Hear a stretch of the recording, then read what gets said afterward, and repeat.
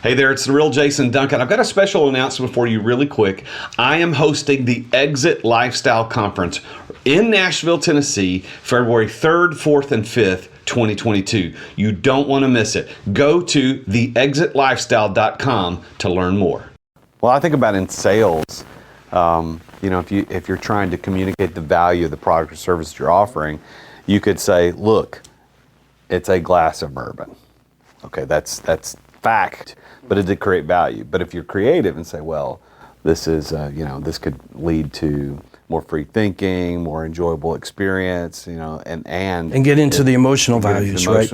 Yeah. Take Apple, for example. Steve Jobs created a computer, and you could just look at the functional value of a computer. Yes, it's a rectangular box with a screen and a mouse, and it does this software functionality and so forth. But he went to the levels of the way that it looked inside the computer that the consumer doesn't even see, to bring that emotional value to the end user that the Microsofts and everybody else in the world just whatever.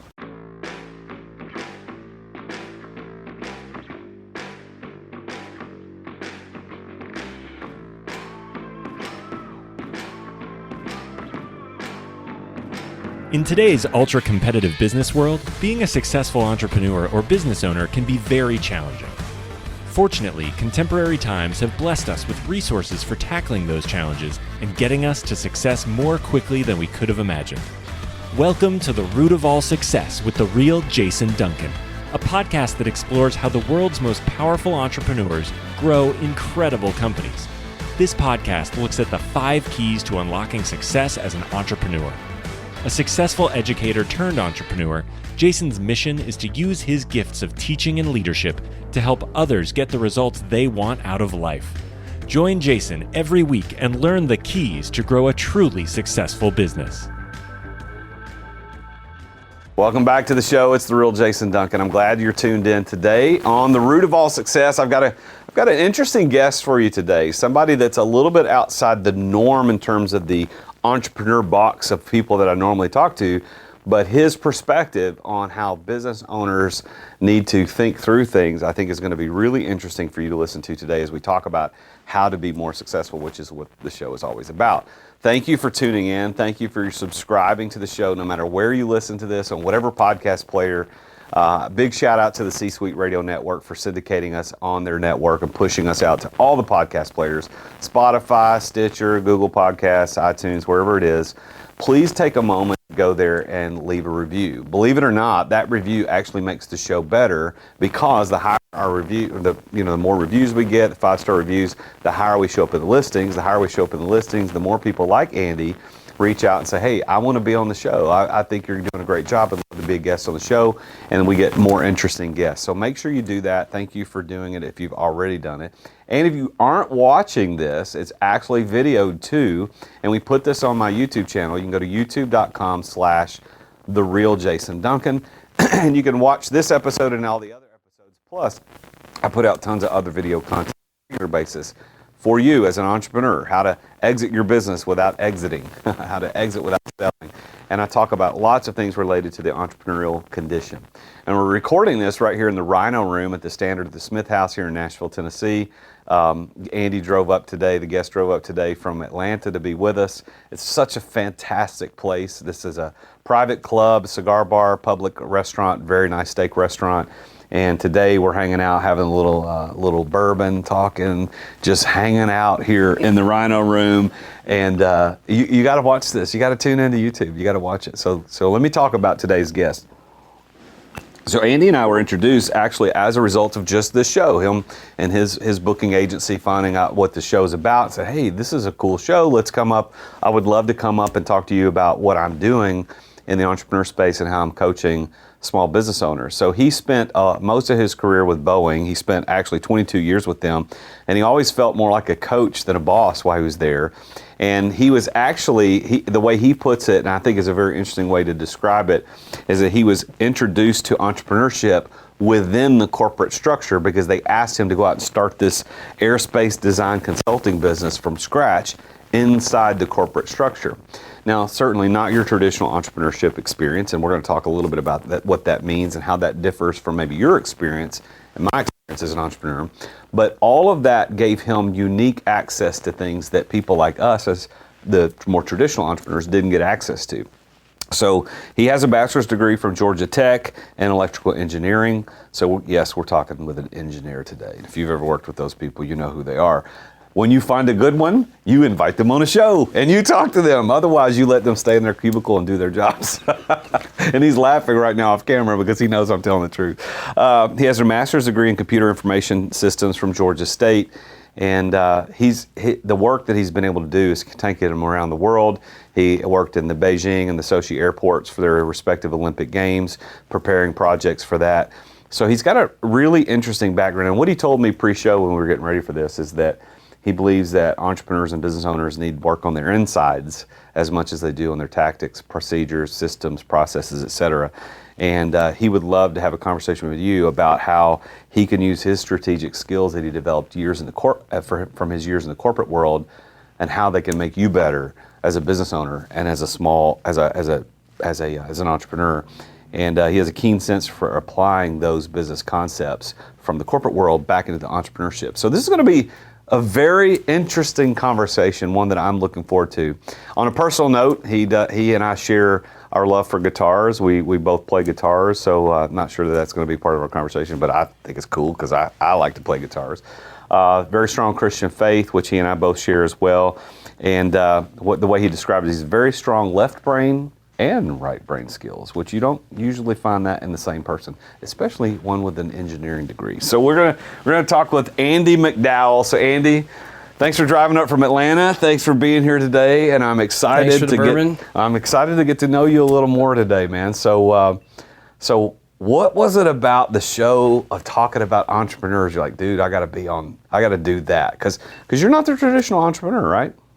No, I'm not the typical entrepreneur, and the entrepreneur journey that I've taken has gone from the gamut of starting working with entrepreneurs in small companies, took that skill set, that experience, moved into Boeing, which is one of the biggest corporations in the United States, and bringing that entrepreneurial spirit, if you will, into a big corporation, and now jumping out of the corporation and becoming an entrepreneur myself.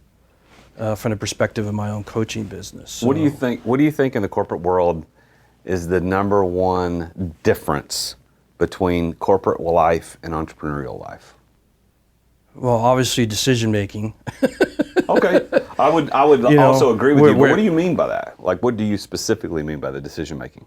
Well, a lot of it depends on the culture of the corporation and how much they push decision making down into the organization. If you have a very authoritative type culture, then you're not really making the decisions. You might be creating ideas, but they have to be pushed up 1, 2, 3 levels up in the company and get a decision made and then pushed back down to you to execute.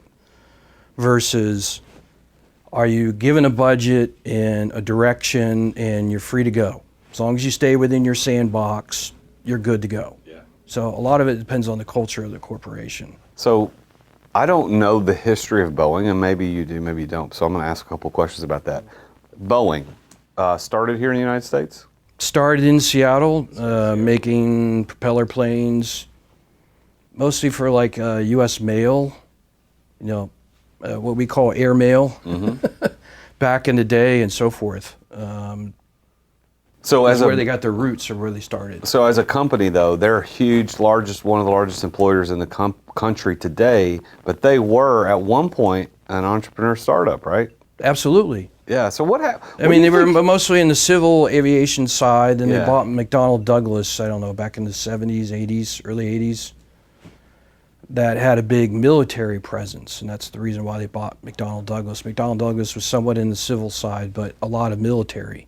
Right. Work, and they wanted that combination. So in an instant, with a few signatures on pieces of paper, they automatically came into the military frame. So if the biggest difference in your opinion and perspective between corporate life and entrepreneurial life is decision making, which you were polite in the way you described it, it's bureaucracy. It's those levels. Yes. It's those levels you got to push through in the corporate world to get things done because everybody's CYA. They're protecting themselves. So why did an entrepreneurial company, or how does an entrepreneurial company start with easy, flat level decision making? All of a sudden now you got 20 layers. What is that transition? Why does that happen? Well, it depends on the size of your product lines, your service lines, the complexity of your product and service. Do you have aftermarket pieces to stay hands holding? So a lot of factors go into it. But also it is an innate decision out of the executive team to go, how many layers do we want? How close do we want to be to the customer from that perspective? So it is a matter of choice, but also sometimes necessity, given the nature of what it is they're offering to the marketplace. Yeah, I think that in my experience as an entrepreneur, and I know a lot of people listening would probably concur, you as the founder, as the entrepreneur who starts the thing, you're pretty much 100% in charge of culture and the way things are done. Yes. Up to about 20 or so employees. Once Yes. you pass that 20 or so employee threshold, and it's not that the 21st employee changes everything, but around that number, life within that company starts changing and things start taking on their own a life of their own. So Boeing has tens of thousands of employees. So they're Around the world. Yeah, it's long past that 20 employee mark. And so you say by necessity, sometimes by choice, that bureaucracy creeps in. And I think that entrepreneurs need to know that that's, if you're building a huge business, going to be a multi-billion-dollar business, you're going to be corporate one day. You're not going to be entrepreneurial anymore. Yeah. And there's a difference. Well, one of my favorite sayings is culture eats strategy for lunch. And you can have the best strategy in the world, but you're going to fail at execution of it because the culture of your company is such that work can't get done. Yeah. Particularly if all the decision making is up at the business owner or the leader of the company, and you're on vacation or out on a sales call or whatever, and everything comes to a grinding halt because you haven't given some kind of accountability or authority or something of that nature to your employees to make decisions, it all comes to a grinding halt. Yeah. Well, And that's your decision as a business owner. And that's exactly what I work with entrepreneurs with every day, is about how not to make that happen. You got to exit without exiting. You got to set the systems and processes up so that the business operates without you. But the really far pendulum swing in the far direction from that is setting up so many layers and levels of bureaucracy that you actually work against yourself too. Well, let's talk about Boeing. Like, how did you get your job at Boeing? What was your entrance there? I came into Boeing through an acquisition. So out of grad school, I worked for two small entrepreneurial companies, the second one of which was in the aviation market. It was launched and grew during the process where cellular companies were starting to come on board, and they were having to put their towers up everywhere. And they're required by the FCC to do filings with the FAA to make sure their towers don't get in the way of the paths of the airplanes. And so this small entrepreneurial company had ex-FAA folks that did that type work within the FAA. We could do it much quicker than the FAA. So if you're trying to build a business very quickly, and it takes the FAA 6 months to get you an answer of a yes or a no, you can build a tower, and it comes back as a no, you're hurting. Yeah. And so we, with about a 95 to 98% accuracy of an answer, got it to them within 2 weeks, and they wouldn't have to waste their time with FAA to get a no. Speaking of bureaucracy. Exactly. Exactly. And I came in the company as a consultant, and they lured me away, and I became the head of their IT function, and my expertise was in what's called geographical information systems, and I was able to build a system for them that reduced their time and expenses by 75%. Wow. And the two owners decided to sell that to a company called Jeppesen, who a year later got bought by Boeing. So And that's how I got into Boeing, was through an acquisition. And then at what point did Boeing tap you to do this startup, as you refer to it as entrepreneurship within the corporate Well, they signed a structure? contract with the two owners to stay on board to put together a management team, and those two put me in charge. And they left, took their money, and then I was given the task of building this consulting service, because Jeppesen at the time had been asked by their customers to get in that business, but they didn't have the expertise to do it. And that was part of their interest in buying the business, was to garner that expertise. And Boeing's attraction to it was that they wanted to grow the overall size of airplane sales. But you can only do that if the ATC systems around the world can handle the increase. And so they wanted to develop this consulting practice to help governments around the world start doing things that was going to enable more capacity in the system. So you developed this aviation consulting group within Boeing to go and consult governments. Yes. On what specifically? Well, at the time, GPS was coming on board. Yeah. And What year was this? Right around the turn of the century, right around 2000. GPS enables much higher levels of accuracy in the flight path of an aircraft. And a lot of the distancing that air traffic control puts airplanes close together is because of the air. And when you can reduce the air or the accuracy of the flight path of the airplane, you can start sticking them closer together. And when you do that, you increase capacity. Oh, okay. So you're consulting with them on how to use the GPS, the global positioning system, so that they can increase capacity, more airplanes. Yep. Aren't we in an interesting time right now? I mean, with your background with airplanes and stuff, like air travel over the last 24 months, 18 months has been interrupted by our pandemic, and now we're seeing walkouts and shutdowns currently, as we're recording this today, in October of 21. We're seeing shutdowns. The air travel's kind of taking it on the chin over the last couple of years. What's your perspective on all that? Well, it's taken it on the chin by the nature of the virus, and you've got 100 to 300 people stuffed in a metal cylinder, all jam-packed close together. So that's that's the reason for the downfall, if you will. The issue at bear right now is them trying to get back going again. But when you understand the number of hours of training that pilots go through and what the cabin crew in the back has to go through, the regulations that the FAA requires on how they maintain currency and the training and so forth, you can't just flip a switch, say, hey, Captain, hey, First Officer, there's an airplane, go flying. You can't do it. It takes 1, 2, 3 months of spool up time before you get crews all ready to go and head out to the airplane and start flying and be compliant with the FAA. So Boeing, I think, is a name that most of us are familiar with. Generally speaking, as an airplane company, they build big airplanes. Who are the people, who are the other companies that Boeing is competing with on that space for building the large airplanes, commercial airplanes that we're flying? Because I mean, honestly, I don't even know who they are, but I know Boeing can't be the only one. So there's Boeing and Airbus. They're the two biggies. Okay. Airbus being... Is Airbus a United States company? No, as well? European. European company, okay. They, in the last 5 years or so, built a major plant in Mobile, Alabama. That's their first U.S. presence. And they wanted to build it near the U.S. airlines to get more business out of them, to say we do have an American presence. But the other two major players are Bombardier out of Canada and Embraer out of Brazil. And Airbus bought Bombardier. And after they bought Bombardier, Boeing was in heavy talks with Embraer, who also does a little bit of military work. And long talks, and at the end they walked away. So they don't have that.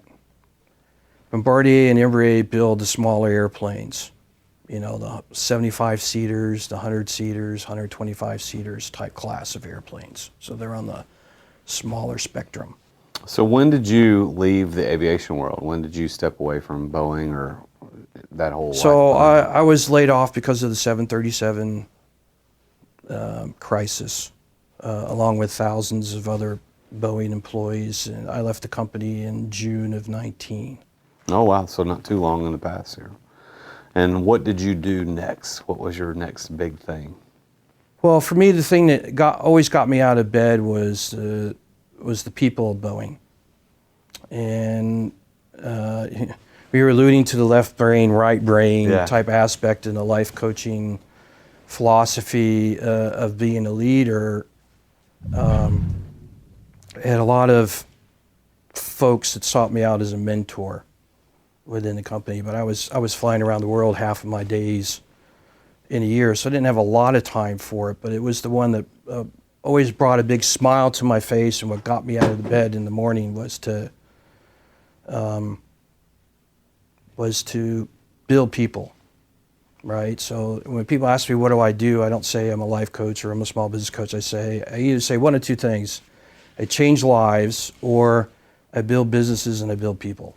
Why did you choose that? I mean, I know that you said that's what gets you out of the bed in the morning, but why did you choose going into a coaching business at that juncture in your life? What was it about that said, I think I would be? Well, ideally, I wanted to do 30 years with Boeing, and then do what I'm doing today part-time on that basis. But, you know, Boeing had other thoughts, so I moved the timeline to the left after 22 years and decided to go into it full-time. My life changed when Boeing gave me an executive coach. I came out of high school and college with very low self-esteem, didn't like myself very much, and came out of a divorce and said, this is not the life for me. This is not what I want out of my life. So I went to therapy, I read a lot of self-help books, and I started my growth mindset journey from there to go after the life that I wanted for myself. And the coup de grace for me was the executive coach who, after listening to me for a while, said, you either have a fixed or a victim mindset and you keep looking in the rearview mirror. And you got to stop that. You got to heal your wounds. You got to turn around, start looking forward, and start growing the life that you want for yourself. And it just, you know, it's like a brick going right in my face, like, crap, you're right. And that's when my life started, you know, turning around. And so part of my effort now is to pay it forward. You know, the coach did something for me, and in turn, I want to do that for others, because I know the joy and the happiness and the success that comes from doing that. When they assigned the executive coach to you, what was your first thought? Like, man, I don't have time for this, or no, I was eager for it. I was eager for it. I had had like 3 or 4 bosses at that point. I didn't feel like I was getting anywhere within Boeing. My philosophies and visions were totally out of the box compared to where they wanted to go, and I'm sitting there a little schizophrenic going, is it me? Is it me? Is it me? Or do I really have some good ideas here? And I'm looking at it all wrong. You know, I'm looking at it from this angle, but I need to look at it from this angle. I wanted a second opinion, you know? Yeah. Well, that's what to lay all that out in confidence and say, tell me where I'm going wrong, because I've got this flat forehead with blood dripping down and so forth, trying to get people to see certain things. I really wanted Boeing to turn from an airplane company into more of a aviation company, to get into other areas besides just making airplanes. I thought that strategically they were the best spot to do that. What part in your journey with Boeing as an executive in 2019 you came out of Boeing, but so at what point was that executive coach introduced? About 2012. Okay. And 2010, 2000, somewhere in that 7, 8, 9 years before I left. And how long did you work with the coach? Was it pretty consistent? I would say about 6 months. She was based in Denver. I was in Atlanta, and I had to go to Denver 6, 7, 8 times a year. So whenever I was in town, we'd sit down for a long breakfast or something and talk about things. Wow. So even as light of an engagement that you had with her, significant impact on your mindset and your ability to handle the disappointment of not getting the 30 years at Boeing and going off and doing your own thing. Yeah. I would imagine that she was one of the big influencers for you to say, I want to coach. I want to do this. Oh, a huge influencer, and I throw praise at her all the time on LinkedIn and so forth, because, you know, she said, you're the one who always did all the work, not me. I just asked a few simple questions. And I'm like, yeah, okay, I understand, but still, I want you to understand the impact that you made on my life, and I can't imagine what you've done for others, but you want to talk about joy and happiness. To watch people go flourish and live their light, live their truth, of who they are as a person, for you and I, for how God created us, and so forth. And there's nothing like it in the world. It really is. I just feel totally blessed being able to do this work. What was the one thing that your executive coach, what was her first name? Rena. Rena. So when you and Rena were working together, what's the one thing you look back and go, wow, had she not asked that question or presented that certain way, I would have never had this mindset. Is there a certain thing that she talked about that you remember? So I used to have a sign in my office that I put there about halfway through my career at Boeing that said, the best way to predict the future is to create it. And so creation, creativity, creativeness, whatever form of the word you want to use, has always been big for me. And something that I talk to my clients about all the time is, where are your creative skills? I'm a firm believer we're all born with creativity inside of us. But a lot of us push it down out of fear, shame, or judgment, or other things. It's like, where is that? That's where you generate value in this world, is through your creativity. So where is it? And that's what Rena helped to pull out of me, is, turn your head around, start looking at ways that you can impact the world, pull out your creativity. You sing, you're a photographer, you've got creativity in you. Where is it? And start doing that for the world. And that was sort of that one, light bulb on, flip the switch, whatever conversation that we had at a pancake house in Denver, Colorado, that just went bing, and my whole life changed. Because it's a mindset thing, and it's something I go after very quickly with a client, is to understand what's going on inside that little brain of yours, and what's that messaging and talking that's going on inside there. I want you to show that to me so we can straighten that out if we need to. Yeah. Because it's a major function of your self-leadership. And when you're doing the intro talking about that piece, is I'm a firm believer that we learn to be leaders by learning how to lead ourselves. Isn't it amazing that just a creative trained coach who can ask certain questions can completely change the way you perceive reality and how you want to. Well, to me, it's the difference between a consultant and a coach. Yeah. Consultant comes in, learns about everything, looks around, and then writes up their report and hands it to you and says, this is what you should go do. They sort of give you the answer, per se. Whereas a coach just asks questions. A good coach gets their client to think and answer that for themselves, but ask the right questions to get them to go down the right rabbit holes, so to speak, of introspection. So when you started your coaching company, you named it Generate Your Value, right? And at your logo, which the listeners can't see, and I don't even have it, maybe the editors can put this on the screen when I'm talking about it, but your logo has an airplane in it. Yeah, I didn't really make the connection until we're just now talking about it. I wanted to honor my career in the industry that I used to work for. And it naturally, alludes itself to somebody lifting themselves up to higher levels for themselves, whether it's personally or in their small business or whatever it might be, is to say that, there is no limit.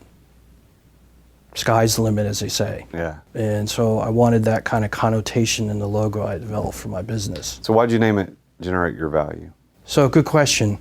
Value comes in different forms, right? So there's physical value, there's spiritual value, there's emotional value, there's relationship value. We could sit here for 30 minutes on our show today and go through all the different values that there are. And you're either generating value or you're extracting value every single minute of your day, of your life.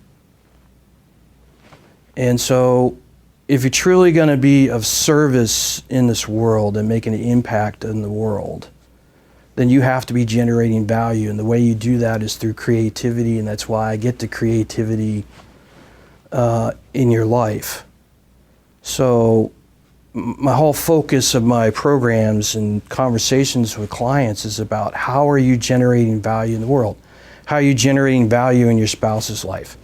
How are you generating value in your kid's life? How are you generating value in your employee's life? Do you understand love languages? Do you understand how it is that they have joy and happiness in their life? Do you understand their hurts, where they need healing, where they need support? Whether it's your employee or your spouse. And that's why I took a philosophy of life coaching instead of being a boss with my team members, is to say, where do you want to go in your life? Where do you need help? Where do you need support? The door is shut. It's just you and I.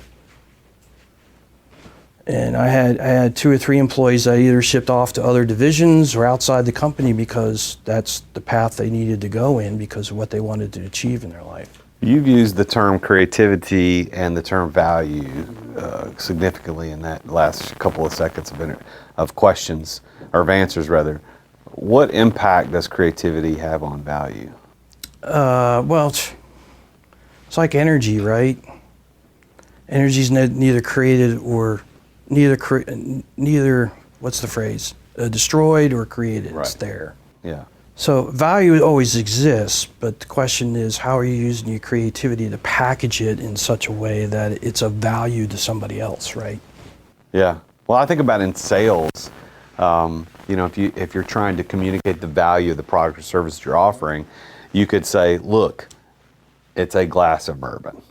Okay, that's fact, but it did create value. But if you're creative and say, well, this is, this could lead to more free thinking, more enjoyable experience, and get into the emotional values, right? Yeah. Take Apple, for example. Steve Jobs created a computer, and you could just look at the functional value of a computer. Yes, it's a rectangular box with a screen and a mouse, and it does this software functionality and so forth. But he went to the levels of the way that it looked. The way that it looked inside the computer that the consumer doesn't even see, to bring that emotional value to the end user that the Microsofts and everybody else in the world just whatever. Yeah. It was a creative way to display value. Yeah, and who has the more cult following? Who has the more emotional, if you will, buy-in from the consumers was Apple because of that. Yeah. So he was looking at not only the functional value, but the emotional value. So as a human, where are you looking in terms of the spiritual value you give, or the emotional value you give, or your creativity to build products or services as a business leader for your small business to the world? What do you see how that applies to business ownership? What would you say that value and creativity, as a coach, what would you say, as a business owner, this is how you apply that, or where this intersects with your business ownership? For me, it's about the why. Why are you in business? You can take a strategic view of just saying, well, there's a need out in the world, there's this problem, and we're going to solve the problem. Okay. Is that going to enable you to be in business 10 years from now? Well, if you go into business and you have a bunch of other competitors and you go out and you make a bunch of money in 10 years and all of a sudden the need goes away. That's what happened to the company that got bought by Jeppesen and Boeing. We were in the business of towers, and eventually the tower business was going to go away because all the towers got built. So you were looking at a curve of demand was going to go away and so forth. But if you're building a business around a purpose and a why, your product set, your service set might change, but as long as all those fit your purpose, you're going to end up playing what Simon Sinek calls the infinite game. And you're going to have longevity even though your products and services might change over the years, because you're always looking for problems and needs that focus in around whatever your why is. Mm-hmm. So I sit down with small business owners. First question I ask is, why are you in this business? Because I'm trying to figure out if they're looking at the long game, or are they looking, well, I know my cousin has this need, and I know it's a problem out in the marketplace, and I'm hoping it's big enough that I can, I'm like, oh boy, here we go. What are the most common things that you're coaching small business owners these days? Well, everybody wants to focus on sales. You know, they get into it and they think of a product or service and they're thinking about money coming in the door, and they don't spend enough time on expenses and what does it take to even open your doors of your business, what assumptions are a big one for me. What are you assuming? Because your risk management is all in your assumptions. And so I'll have guys that walk in with a 30-page business plan. They're just starting, and I'm like, overkill. You've got too many assumptions in your business here that you need to either prove or disprove. And you need to start with like a 5-pager, and your whole goal, your 6 months, 12 months in business is to deal with your assumptions, to learn. Be flexible, adjust, fail often, fail fast, as you're learning through your assumptions so you can solidify that business plan stronger and stronger and stronger. But their heads are in the clouds and they're looking at the revenues. Oh, I got this great product or service. Sure, it's got to sell. Well, what are some business tools that individuals could use to guide their lives? What are some things that you're teaching them to, it's not just business, but it's a life tool as well? So the way I like to describe this is you have the world, and the world is made up of human beings. And human beings have needs, the very least of which is food in the belly and the roof over your heads, right? And so businesses are set up to address needs in the world. Needs that people are willing to exchange currency for as opposed to make it themselves. So for me, it naturally translates that tools that we use in business strategy could then be moved over to a human being's life, right? So as human beings, we have our own brand. You're out there serving the world, hopefully. Hopefully you're being introspective enough, trying to make an impact on the world. You're trying to serve it. You're trying to fill some needs. So a common one I use is one of the most simple tools, been around forever in business strategy, is the SWOT table. Mm-hmm. Strength, weaknesses, opportunities, threats. You're going to put a bullet list in each of the boxes for each of those. Opportunities are where you have a business opportunity to grow the business. T's is threats. From competitors, disruptors, technology disruption, what it might be that's going to impede you or stop you from doing business, right? So take opportunities and threats and change it to love and fear. Love/passions. Those are your opportunities to grow the life you want for yourself. Fears are your threats to your life. That's what stops you. That's what disrupts your life. That's what stops you from using your creativity to generate value in this world. What do you think most people are scared of? Judgment and shame. The opinion. What the other person is going to think. The opinion of others, yeah. I actually had another guest on the show not too long ago, and I was talking about this, and I did a short video of this, put it on my Instagram just yesterday. There's a guy named Osho who said the greatest fear that we all as humans have to overcome is the fear of other people's opinions of us. Yes. Yeah. And what you just said is a shame and judgment. It's what do people think about us? And as coaches, you and I share that, although we coach different people for different reasons. Right. But we have to help our clients manage that fear of other people's opinions while we are also managing the same thing.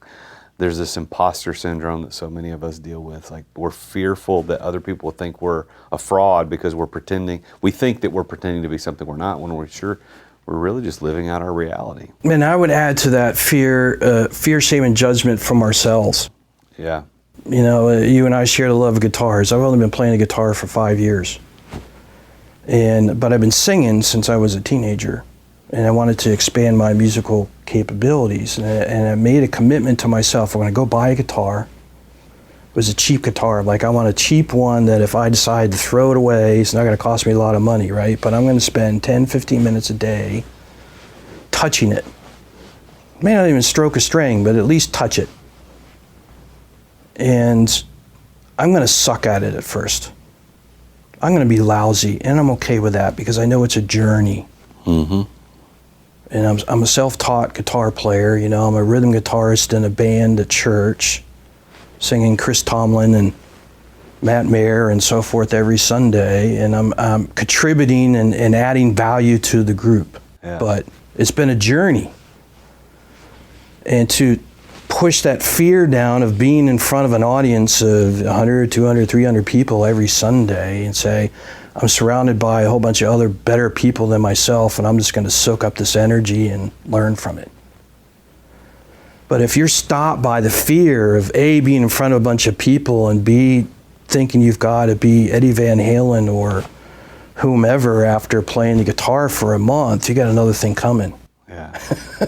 So how do you coach people to overcome that fear as a business owner in life, whatever? How are you coaching them through that? Through the conversation that's going in the head, setting realistic expectations, and setting the mindset it's your own race. It's like the game of golf. It's just you with a stick and a ball and a hole. And you're going out there playing by yourself, and, you know, hopefully if you're out there playing every single day, every day you get a little bit better and a little bit better and a little bit better. And it's about you and that ball. That's your race, not what everybody else thinks.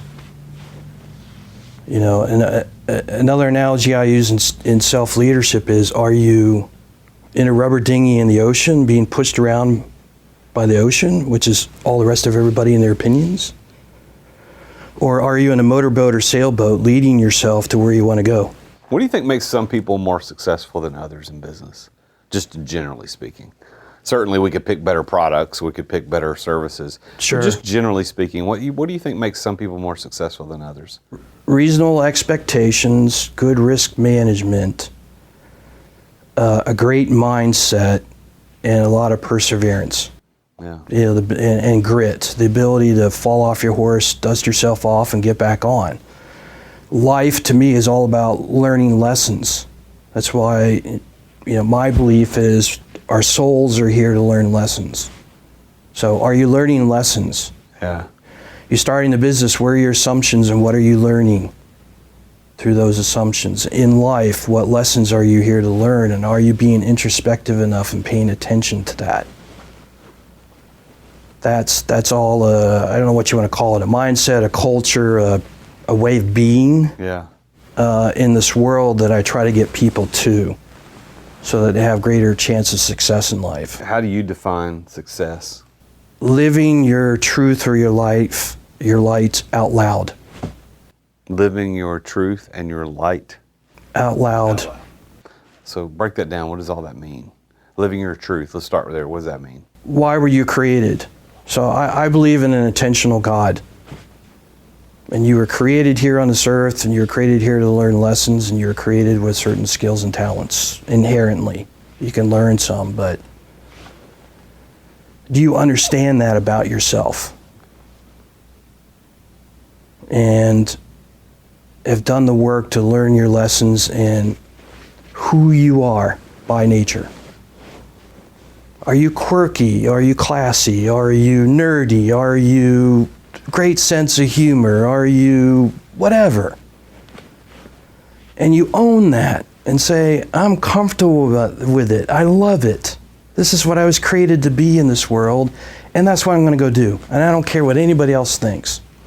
This is my contribution to the world.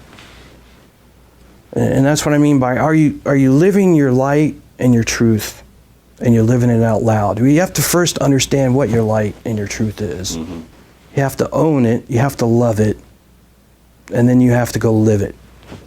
And to me, that's what success is that you've gone through all those steps, and you're living your life out loud, and you could care less what anybody else thinks about it, because you know that's what you were created for. Well, with that as a definition, do you consider yourself to be successful? Very successful. It's been a difficult journey, 2 failed marriages, and, bumps in the road in the career, poor self-esteem coming out of high school. I've had my challenges, but I had the right mindset to go discover my light and my truth. Raina had a big part in that, and I'm living it out loud. You know, I'm sitting here with you right now because I'm living it out loud, right? So from that perspective, I'm very successful, and I'm trying to help other people be very successful under those terms. So what is it? How do you engage with the people with generate your value? What is it that your specialty is that you're working and coaching with people? A lot of it has to do with where I think my uniqueness in the coaching is this ability to be both left and right-brained, to use those strategic skills in business and bring them over to a person's personal life with some tweaks to help them build a, quote, strategic plan for their life to get them where they want to be, and in a place where they're living out their light and truth out loud, you know, that we just discussed. So who's your ideal client? Who are you looking for to work with on a regular basis? My sweet spot is anybody that's is thinking about being a small business owner, is working towards it, or actually is, that's say 50 million in revenue or less, 100 employees or less kind of perspective. I mean, that's sort of the size business that I built within Boeing. So I'm comfortable in that range. That's sort of my sweet spot. Does that business, the consulting agency inside Boeing, still operable today? It is, but it's not near the size that it was. Why do you think that is? Because they've been doing so much firefighting. 737 was a major fiasco. They're having assembly problems on the 787. They're getting taken out to lunch by Elon Musk in their space business. Yesterday, the chief pilot of the 737 MAX program was just indicted on multiple charges of fraud. That'll do you in. You know, I put a post out yesterday about love versus fear. So one of my big things is love versus fear. It's the most ultimate choice as human beings that we have. If you're trying to catch up to Airbus and you want it to be an easy move for your customers' pilots to get trained on the new airplane, you want to minimize that so they save on expenses, and you have fear, you get indicted with fraud. So I talk constantly about love versus fear in people's lives. And then on the SWOT analysis, you were talking about opportunity and threats, love and fear. That's pretty interesting. I've done SWOT analysis for a long time, individually, corporately through my businesses, and I don't think anybody's ever said opportunity is love, threat is fear. But that is true. I mean, if you look at doing that analysis, strength, weaknesses, opportunities, and threats, your opportunities and threats are your love and fear. What do you love to do? What are you passionate about? Versus what's threatening you, which is what would make you scared or to have. Or not do things. Or to freeze. Or go down the wrong direction. Mm-hmm. So let me do this. Let me ask this question. This is usually one of the last questions I ask guests on the show. If I got a lot of people that listen to this that are extremely successful entrepreneurs with lots of zeros behind their name. Mm-hmm. And I got the early stage people that are, like you were mentioning, either they haven't started thinking about starting or are right at the gate. They're starting right now. Mm-hmm. I want to ask you, as a business coach and as a corporate executive for 20 plus years, who was entrepreneurship inside the corporate world, what advice would you give to that person at that end of the spectrum that's just now getting started? What's that golden nugget that Andy would say, this is what you need to pay attention to? What's that piece of advice? Before you even put the shingle outside the door of your business, do an evaluation of your life and your leadership skills and do the inner work first. Because that then gives you the confidence, gives you the strength to go battle in business. And you're going to battle. From when you start a business, you're going to need some momentum. It's not going to come like that first week, first month, first year. You know, you're going to have a lot of ups and downs in the beginning that you're going to need to persevere through. And you need to have in here working well. Yeah. Before you start impacting others' lives, whether that's your customers, whether that's your employees, or whatever. That needs to be your focus. And if you've got fears and other things inside of you that's causing you to make bad decisions or distracted, or, you know, throw whatever term you want at it, do your inner work first before you become a leader, because you're going to impact others when you're a leader. You know, I've asked that question of every single person that sat on the other side of the microphone, and nobody's ever said that. That's unique, Andy, in your answer there. And I hope that listeners will take that to heart, that there's this inner work and working on the inside, as you said, before you work on the outside. Well, something to add to it, just real quickly. I feel like my philosophy is that the number one job a leader should do is build other leaders. And the reason why I decided to take a life coach strategy with my team is, even if they don't have a title as a leader, they need to be a leader in their life. So even though they might not go off to be a CEO or an executive or a middle manager or whatever, they need to at the very least be the leader of their life. Mm-hmm. And I need to teach them how to be, or coach them through how to be a leader in their own life. To do what Raina did for me and turn the head around, right? And say, how are you going to create the life that you want for yourself? What does that look like? What is that vision for yourself? And how can I be your biggest cheerleader in that? Yeah. Well, Raina was pretty impactful in your life, huh? Yep. That's great. Man, it only takes one person. It only takes coach. one person. That's why I do what I do, because I know it only takes one person. You know, yeah, we say it takes a village to raise a family, to raise a person, to raise a business. But the reality is, it only takes the one to really make a serious impact. Yeah, that one person can make all the difference in the world. Uh-huh. Well, so how would people get in touch with you if they've heard this show now and they're like, man, I like that guy. I want to reach out and get in touch. How would they get in touch with you? They can go to my website, www.generateyourvalue.com. I have a weekly podcast, comes out every Tuesday. The name of it is Generate Your Value. It's on all the same platforms yours is on. From that perspective, I'm on all the major social media platforms: LinkedIn, Twitter, Facebook, Instagram. My photography's out on Instagram if you want to go see that. I've tried to make myself pretty accessible. All right.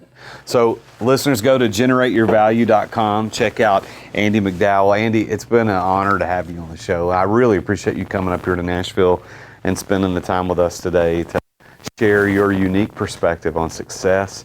And while you're not the traditional entrepreneur, I think that the perspective that you're giving us and the listeners about how to think through decision making and assumptions and creativity and value. And I greatly appreciate your invite, and I love what you're doing and your platform. That's why I wanted to be here, and I'm extremely thankful that you're generating your value in this world. Thanks, Andy. Well, there you have it, everybody. This is yet another really interesting story about success. Yes, a little different than we normally talk about on the show, but the value, to use the term that we've been talking about, the value here is this is a creative approach to entrepreneurship, a creative approach to thinking about what does it mean to start a business? What does it mean to be successful? And his advice to those of you that are starting out is to really work on your inside. Make sure you understand internally what your assumptions are, what your fears are, what your love is, what your passions are, which is passions, that first key to success that I talk a lot about on this show. What are those things? If you've never done a SWOT analysis, SWOT stands for strengths, weaknesses, opportunities, and threats. Since Andy brought that up, I want you to go to generateyourvalue.com, check out his materials, and work with a coach. If it's not Andy, if it's not me, it's somebody. Get a coach like Raina changed his life.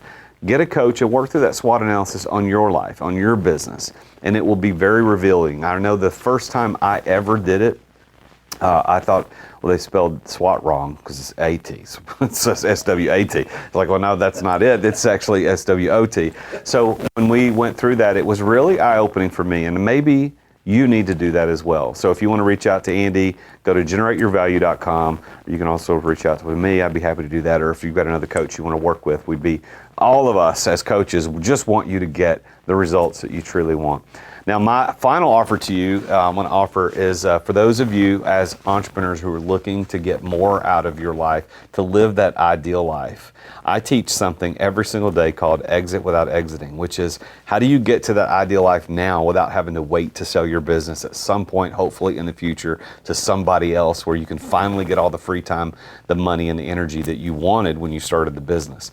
I run an Exit Accelerator group coaching cohort. It meets for 12 weeks. It's me coaching live with you and 12 people, 12 total entrepreneurs, how to go through the 4 steps to exit without exiting. If you're interested in that, go to exitwithoutexiting.com, sign up for the next cohort. I've got one that starts very soon. We meet on Thursdays for 1 hour by Zoom. There's 12 of us, and I'm coaching you live through the ways that I know how to exit a multi-million-dollar business into the life that I truly want, which for me right now is coaching and running other businesses and starting companies and investing in people. So go to exitwithoutexiting.com to learn more. I'll see you next time when we get together with yet another amazingly successful person and talk about his or her journey to success. Until then, remember, I'm the real Jason Duncan, and Jesus is King. Thank you for listening to another edition of The Root of All Success with the real Jason Duncan. If you've enjoyed this week's episode, we invite you to visit therootofallsuccess.com to access the show notes and other helpful resources. Take charge of your business. Grow it from great to incredible. Join us again next time here on The Root of All Success. This podcast is a part of the C-Suite Radio Network. For more top business podcasts, visit c-suiteradio.com.